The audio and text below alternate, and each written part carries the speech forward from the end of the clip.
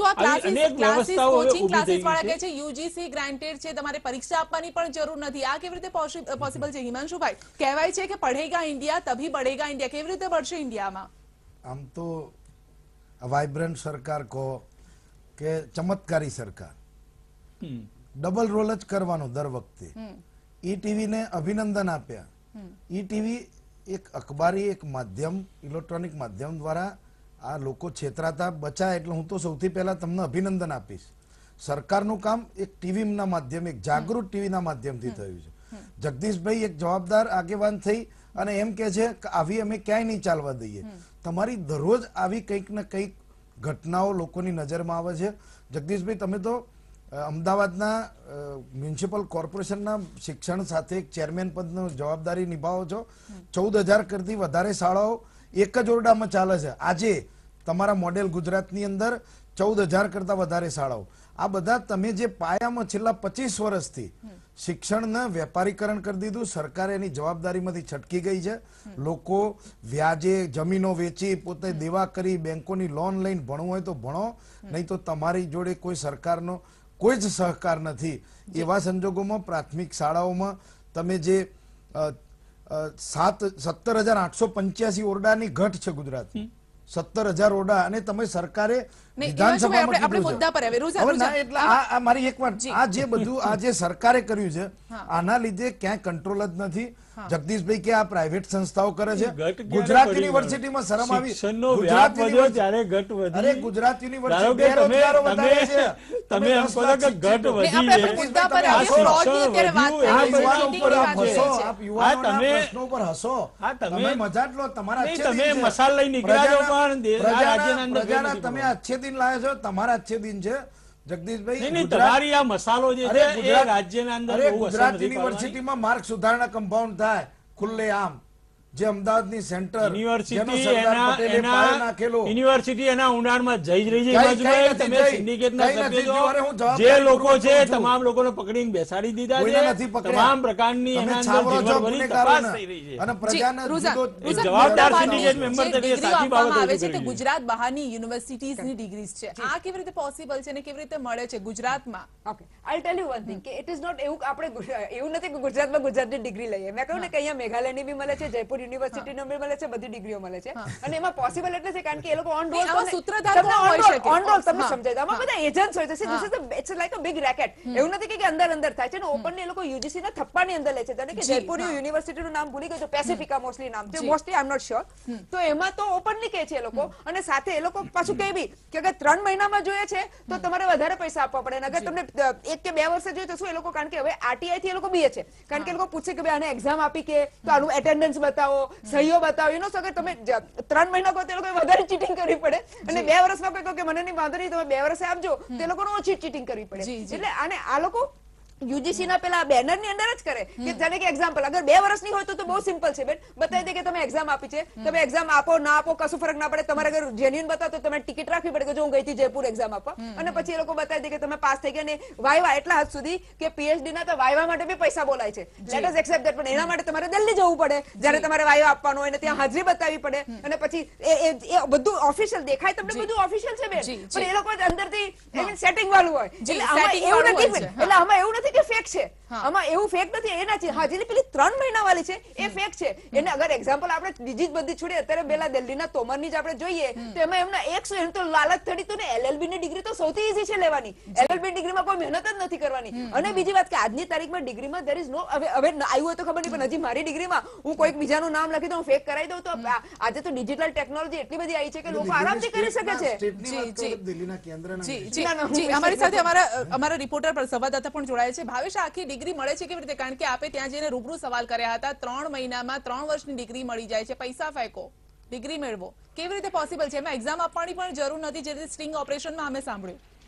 કોઈ જ પ્રકારની એક્ઝામ નથી આપવાની. ખાલી ફક્ત ને ફક્ત એડમિશન લેવાનું, ત્યાં આગળ પૈસા આપવાના અને ત્યાં આગળ જઈને તમે તમારું નામ અને જે ડિટેલ પ્રોવાઈડ કરવાની હોય, 10માની માર્કશીટ અથવા તો જે 12માની માર્કશીટ આપવાની હોય એની ઉપર એના બેઝ ઉપર તમને આખા જે 3 વર્ષનું સર્ટિફિકેટ, અને એ પણ તમે કહો એ વર્ષમાં, એવું નહીં કે હાલના જ વર્ષમાં કે 2015માં એન્ડિંગ હોય, 2008 થી 2008, 9 અને 10 બેક ડેટમાં પણ આ લોકો કરી આપે છે. અને જો બેક ડેટમાં કરવું હોય તો એનો રેટ અલગ હોય છે. જેટલા ટાઈમમાં જો ઓછા સમયમાં જો આ ડિગ્રીની જરૂર હોય તો એનો આખો રેટ અલગ હોય છે. અને 3 ટાઈપની ડિગ્રી હોય છે. એક તો વિઝા માટે હોય, વિઝા લેવા માટે જો તમારે મૂકવી હોય ડિગ્રી તો એનો રેટ અલગ હોય, એ અલગ યુનિવર્સિટી હોય.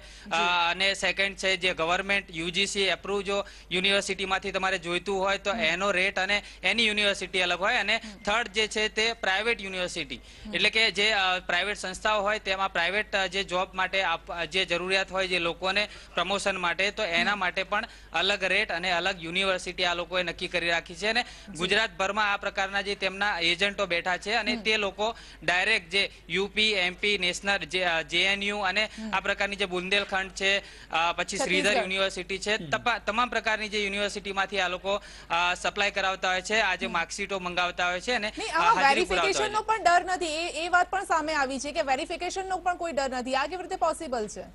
ચોક્કસ, એ લોકો તમને પોસ્ટલ વેરિફિકેશન પણ કરી આપે છે અને તમારી સામે ઓનલાઈન પણ બતાવી આપે છે. એમાં કોઈ પણ પ્રકારનું વેરિફિકેશનમાં કોઈ પણ પ્રકારનો પ્રોબ્લેમ નથી આવતો.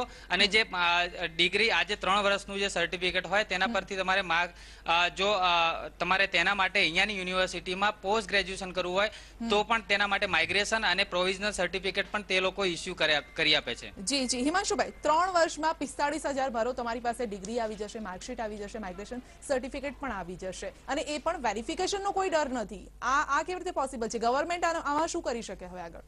સુજાનબેન ને કેવું? ના એવું નથી કીધું. હું કહું આ તો બહુ લોજિકલ છે. ત્યારે તો જેને કે પોલીસે ચોર બનાવે એવી સ્ટોરી છે કે એ લોકો પોતે જ યુનિવર્સિટી વાળા પોતે જ ષડયંત્ર કરે છે. તમે કેમ નથી સમજતા? એવું નથી કે કોઈ બીજો માણસ કરે છે ને યુનિવર્સિટી અંધેરામાં છે. જી, એટલે આ જે યુનિવર્સિટીના નામ આવ્યા છે એ જ યુનિવર્સિટી કરી રહી છે. હા, યુનિવર્સિટી એ લોકોના બધા રેકોર્ડ્સ એ લોકો એ રીતે મૂકે છે. એટલે વેરિફિકેશન બી હવે તો કહું અગેન કહું કે તમે પોલીસને ચોર બનાવવાનો, ચોરને પોલીસ બનાવવાનો. નહીં તો પછી જગદીશભાઈ નો સવાલ કરવા ઈચ્છીશ. જગદીશભાઈ, છત્તીસગઢમાંથી 2 યુનિવર્સિટી છે અને એક તો ત્યાંના જે સીએમ છે તેમના નામની યુનિવર્સિટી છે, ડોક્ટર સીવી રમન યુનિવર્સિટી. આનો જવાબ આપો.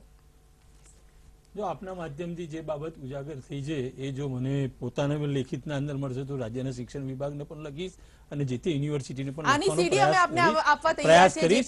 પણ મુદ્દો જે છે, હું મારી અગાઉની વાત ઉપર જ ફરીથી આવું છું કે આ પ્રકારનું ક્યાંય પણ જો ચાલતું હોય તો એનો લાભ જે છે એ ચલાવનાર અને એનો લાભ લેનાર એ બંને એ ગરજવાન હોય છે. કારણ કે એને જુદા જુદા સ્ટેપના દ્વારા બધી બાબતોની જરૂરિયાત પડતી. બાકી યુજીસીએ જે અત્યારે જે વ્યવસ્થા તંત્ર આખું ઉભું કર્યું છે બેન, એ એટલું બધું ટાઈટ વ્યવસ્થા તંત્ર છે. અત્યારે કોઈ પીએચડી ના અંદર ઇઝીલી એડમિશન પણ તમે જે સર્ટેન યુનિવર્સિટી જે છે એના અંદર તમે એડમિશન પણ તમે સરળતાથી લઈ શકો એવી સ્થિતિ નથી. કારણ કે એની અંદર એક્ઝામ પસાર કરવી પડે. એક્ઝામ પસાર કર્યા પછી વાયવાની વ્યવસ્થા હોય છે. 5 સીટ હોય, 5 સીટની સામે 15 લોકો એના માટે એડમિશન માટે, પ્રવેશ માટે પ્રયત્ન કરતા હોય. એટલે સરળ નથી અત્યારે. બાકી આ આખી જે છે એ શોર્ટકટ વાળાના લીધે આ બધી પરિસ્થિતિ નિર્માણ થાય છે અને સરકાર એની સામે સ્ટેપ લેશે, લેવાની. નહીં રોઝાન, આમાં એ વાત પણ સામે આવી છે જે રીતે એ લોકો પણ કહે છે કે એક્શન કોણ લેશે? કારણ કે ડિગ્રી જે પ્રાપ્ત કરે છે તે પણ ચીટિંગ કરી રહ્યા છે, જે આપે છે એ પણ ચીટર છે. એટલે એ લોકોને એટલા માટે ડર નથી. મિલીભગત છે ને, બિલકુલ. એટલે આ અગેન રિપીટ કે યુનિવર્સિટી પોતે જ કરે છે કારણ કે એના એક્સ્ટ્રા મની જોઈએ છે. એ બી કે આ ઝંઝટ ગઈ છોકરાને ભણાવવાની કરીને કરતા રોકડી અંદર થઈ ગઈ. એટલે એ લોકોને કોઈ જ વાંધો નથી. અને બીજું કે અત્યારે જે આખું થઈ રહ્યું છે એ ઓબ્વિયસલી મિયા બીવી રાજી ક્યાં કરેગા કાજી. એટલે this is where the education government has to come into place and stop this. કારણ કે આના લીધે બીજા છોકરાઓને અન્યાય થાય છે. અગર આપણે અત્યારે આ આંદોલન કરીને પેલું આંદોલન કરીને એના કરતા આની સામે અગર સ્ટેપ્સ લઈએ તો બી ઘણા લોકોના અન્યાયથી બચી જશે. કારણ કે આ ચલો ગુજરાતમાં તો તમે આજે પકડ્યું બેન, યુપી બિહારમાં તો ઓપન છે. અને દિલ્હીનું બહાર આવ્યું છે મુદ્દો. એટલે આ પ્રકારની જાગૃતિથી ઘણો ફેર પડવાનો. એટલે એના માટે એક જ મારે એટલું કહેવું છે કે આ રીતે જે છે આપણે લોકોને સ્ટોપ નથી કરી શકવાનું, યુનિવર્સિટીને સ્ટોપ નથી કરી શકવાનું. બીકોઝ ધીસ ઇઝ લાઈક તમે સિગરેટ પીઓ, યુ કાન્ટ સ્ટોપ ઇટ. ભલે લોકો ઇન્જુરિયસ ટુ હેલ્થ, આ એક નશો છે. એમ એવી રીતે લોકોને એની રિક્વાયરમેન્ટ છે. એટલે જ્યારે સ્ટોપ થશે, જ્યારે ટોપ ડાઉન એપ્રોચ, એટલે જ્યારે સ્ટ્રિક્ટ એક્શન લેવાશે ને. હવે જે બીજું ઇમ્પોર્ટન્ટ વાત છે કે જ્યારે જે ડિગ્રીઓનું અગર લેટ્સ સે પ્રાઇવેટ કંપનીઓમાં ક્યાંથી ડિગ્રીનું વેરિફિકેશન થાય છે. પેલો છોકરો ડિગ્રી લઈને આવે કે મારા કોલેજ ની છે તો પેલી કંપની જોઈ લે કે વેરિફિકેશન કરે. કારણ કે એનો કોઈ ડિજિટલ પ્રોસેસ જ નથી ને કે લેટર નથી લખવાની યુનિવર્સિટી કે is this true or not please reply એવું કોઈ કરવા નથી. એટલે if this everything is transparent એનો ડિજિટલ પ્રોસેસ છે કે ભાઈ તમે આ ડિગ્રીનું ઓનલાઈન વેરિફિકેશન કરો 10 મિનિટમાં ખબર પડી જાય સચિન દૂધ. એટલે જેને બનાવટી ડિગ્રી બનાવી એટલે જેને કે તોમા ટાઈપ બનાવટી ડિગ્રી હતી એમાં યુનિવર્સિટી ઇન્વોલ્વ નહોતી. That is what I understand. તો એ તો તરત પકડી જાય. પછી જેમાં યુનિવર્સિટી ઇન્વોલ્વ છે એમાં ગવર્નમેન્ટનું કામ છે કે એવી યુનિવર્સિટીને જ બંધ કરાવે આવા સ્ટિંગ ઓપરેશન. હિમાંશુભાઈ આવી યુનિવર્સિટી પર એક્શન લેવાની જરૂર છે કારણ કે જે રીતે છત્તીસગઢની ડોક્ટર સીવી રમન યુનિવર્સિટી જે સીએમ છે ત્યાંના તેમના નામે જ યુનિવર્સિટી આજે ચાલી રહી છે અને તે બીજેપીના જી જગદીશભાઈ હમણાં જ શું કરવું જોઈએ આવે છે એનો જવાબ જો કે જગદીશભાઈ નથી આપ્યો આપને. આ બેન તમે કોઈ સિગરેટની વાત કરી, બીજી ત્રીજી વાત કરી, સિસ્ટમની વાત કરી, આ શિક્ષણની વાત છે. આ કોઈ પણ જરૂરિયાત વાળો હોય, તકલીફ વાળો હોય એ જ આ રસ્તો અપનાવતો હોય છે અને કોઈનો કોઈ ગુજરાતી જ અહીંયાથી બુંદેલખંડની કે રમણસિંહની કોલેજની ડિગ્રી અહીંયાથી જ લે છે. તમે ચર્ચામાં ખોટા ટ્રેક પર લઈ જાઓ છો. જગદીશભાઈ એટલું બધું સરસ કીધું કે અમે એટલી બધી સિસ્ટમો બનાવી દીધી છે કે કોઈ હવે કઈ ખોટું નહીં થઈ શકે. સરસ બોલ્યા જગદીશભાઈ. આજની ઘટના છે, આ લેટેસ્ટ આજનું છે. તમે 25 વર્ષથી શાસન કરો છો અને આ ગુજરાત શાસન તમે આખા દેશમાં મોડેલ કરવાના છો અને આ જે કાર્યક્રમો તમારા આ ટીવીના માધ્યમથી કરવાની શી જરૂર છે? વ્યાપારીકરણને અટકાવવાની કે પછી એક્શન લેવાની? આ સરકારનો જ હાથ છે. વર્તમાન શાસકોના દોરી સંચાર નીચે જ એમની કૃપાથી જ આ ધંધો ચાલે. નહીં તો કઈ એક નાનો કર્મચારી એક નાની ભૂલ કરે છે તો સસ્પેન્ડ થઈ જાય છે. સરકાર હવે શું કરશે?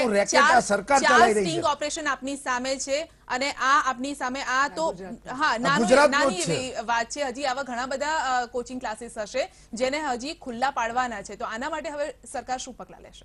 સરકારે ભૂતકાળમાં પણ આ પ્રકારની પ્રવૃત્તિઓ જે જગ્યાએ ચાલતી ત્યાં આગળ કોઈની શરમ રાખ્યા વગર પગલાં લીધા છે અને આપના માધ્યમથી આ બાબત બહાર આવી છે એ સરકારના ધ્યાનમાં આવશે અને ચોક્કસ સરકારનું શિક્ષણ વિભાગ આ પ્રકારની પ્રવૃત્તિ કરનાર સામે પગલાં ફક્ત કોચિંગ ક્લાસીસ સામે કે પછી યુનિવર્સિટી સામે પગલાં લેવા માટે પણ કંઈક તમે કાર્યવાહી હાથ ધરશો? એ તો તમે મને તમે આપશો તો હું પણ એની બાબત આગળ ધરીશ અને આ પ્રકારની પ્રવૃત્તિ ગુજરાતમાંથી અટકે એ માટેના પ્રયાસ. સામે રમણસિંહ બીજેપીના સીએમ ની યુનિવર્સિટી. અરે સીયુ જી જોશે સીયુ રુઝાન. ના એટલે ultimately at the end of the day આ એવું it has to be holistic approach. એટલે એમને કોઈ મે બી બુંદેલખંડમાં હોય યા બીજી યુનિવર્સિટી એ લોકો કદાચ એ લોકોનું જ્યુરિડિક્શન કદાચ ના આવે. I don't know. એટલે લખી તો શકાય. Then yes, that લખી શકાય એટલે it's again a કાર્યવાહી. This has to be taken to the highest level in terms of કે આ એ રીતે it has to be કારણ કે આ લોકો ભલે I mean મસ્તીઓ પણ આ એક નોર્મલ જે બિચારો પૈસા ખર્ચીને મહેનત કરીને છોકરી જે લેમ્પની નીચે ભણીને એક્ઝામમાં સારા માર્ક્સ લાવે છે આ એનો હક છીનવાઈ રહ્યો છે. સોસાયટી મસ્ટ બી અવેર થવાની જરૂર છે અને એક ઉદાહરણ અમે આપની સામે મૂકવાનો પ્રયત્ન કર્યો છે. આપની આસપાસ પણ જો આવા કોચિંગ સેન્ટર્સ ચાલતા હોય તો આપે પણ બહાર આવવું જોઈએ. ઈટીવી નો સંપર્ક કરી શકો છો. અમે સરકાર સુધી પહોંચાડીશું અને એમને ખુલ્લા પાડીશું. તો બિગ ડિબેટમાં અત્યારે બસ આટલું જ. અમારી સાથે જોડા બદલ રુઝાન આપનો, હિમાંશુભાઈ, જગદીશભાઈ અને ભાવેશ આપનો આભાર. તો જે રીતે અમે કહ્યું કે અમે ખુલ્લા પાડીશું, બેનકાબ કરીશું આવા લોકોને અને આવા ડિગ્રી જે વેચી રહ્યા છે, જે શિક્ષણનું વ્યાપારીકરણ કરી રહ્યા છે તેઓને. તો બિગ ડિબેટમાં અત્યારે બસ આટલું જ. રજા આપશો. નમસ્કાર.